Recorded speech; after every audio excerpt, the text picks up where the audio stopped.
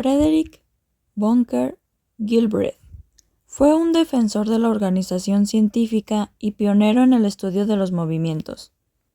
Gilbreth nació el 7 de julio de 1868 en Fairfield, Maine, Estados Unidos.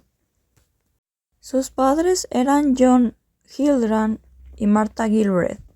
No tuvo educación formal más allá de la escuela secundaria. Su padre trabajaba en una ferretería, pero murió cuando Frank tenía apenas 3 años.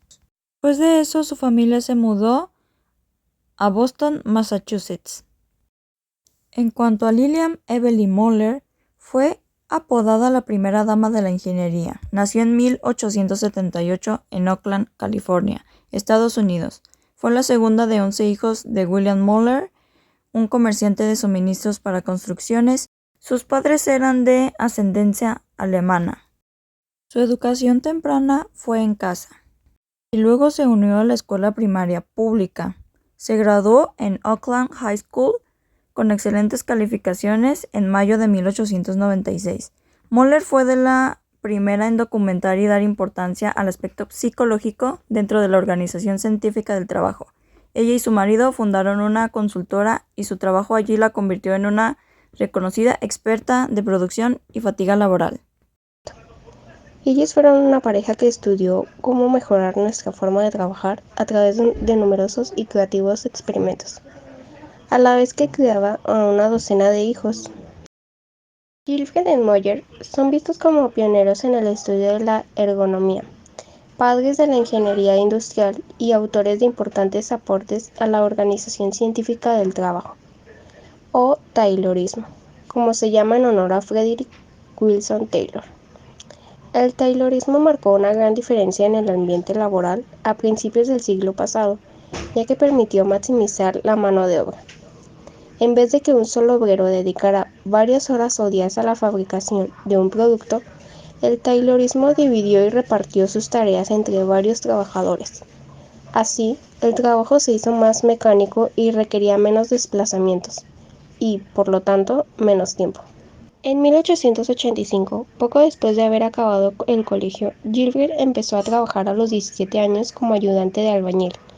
Allí se dio cuenta de que cada obrero tenía una forma diferente de hacer las cosas y que algunos resultaban más eficientes que otros. El joven Gilbert comenzó a analizar los movimientos que hacían sus compañeros para determinar cuáles eran los mejores. Así fue como nació un interés que luego contagiaría a la mujer con la que se casaría y que guiaría la vida de ambos. La industria de la construcción acaparó su atención durante varios años. Gilbert fue pasando por varios puestos dentro de la empresa y estudiando cada uno.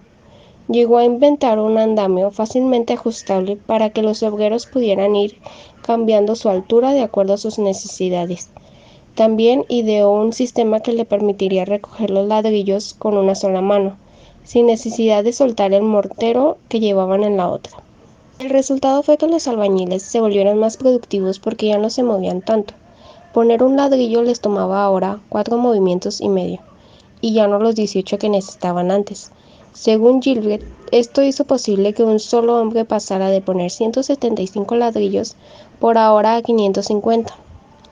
Gilbert ascendió con rapidez en la compañía a la vez que recibía clases nocturnas de dibujo mecánico.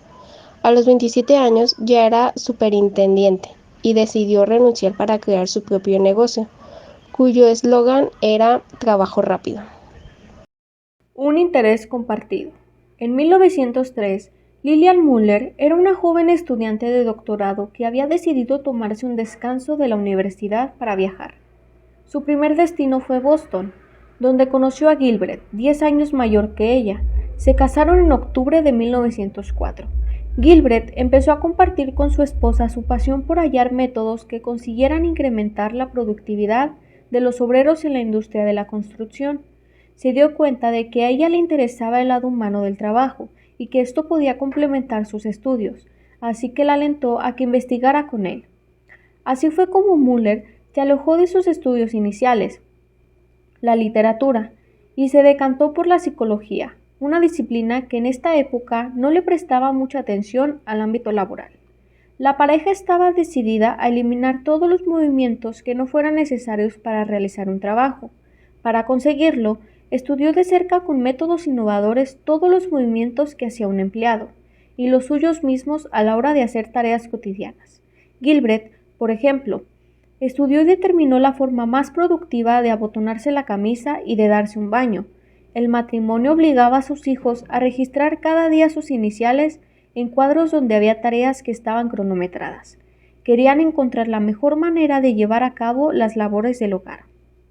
Estudio de tiempos y movimientos. El estudio de tiempos y movimientos es una técnica que tiene por objeto, en el ámbito del trabajo, evitar movimientos innecesarios del trabajador que solo sirven para que el tiempo de cada operación sea mayor. Sus objetivos son reducir lo más posible el tiempo necesario para ejecutar cada trabajo, minimizar costes conservando los recursos, mejorar la calidad y confianza en el producto, eliminando o reduciendo los movimientos ineficientes y acelerando los eficientes. Esta clasificación fue desarrollada a principios del siglo XX. Los Starlings son los 17 movimientos en los que se puede subdividir cualquier tarea laboral para estudiar la productividad motriz de un operador en su estación de trabajo. Se divide en dos ramas, los efectivos y los inefectivos. Los efectivos agregan un valor a cualquier operación, mientras que los inefectivos solo agregan costos. Buscar, encontrar, seleccionar, tomar, sostener, mover, alcanzar, colocar en posición, ensamblar, usar, desamblar, insercionar, recolocar en posición, soldar, demora inevitable, demora evitable. El primero es precolocar en posición, poner el objeto en posición para ser usado. Segundo, inspeccionar, cerciorarse de cómo trabaja la operación. Tercero, ensamblar, unir uno o más objetos. Cuarto, desensamblar, separar uno o más objetos. Quinto, usar, trabajar con algún objeto. Sexto, demora inevitable, interrupción que el operario no puede evitar. Séptimo, demora evitable, es la demora de la que es responsable el operario. Octavo, planear, es el problema mental cuando el operario se detiene para determinar los pasos a seguir. Noveno, descanso, hacer el alto en el trabajo.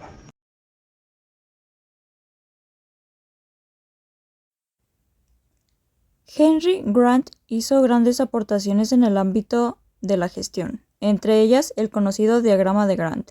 Henry Lawrence Grant, de Maryland, Estados Unidos, nació en 1861.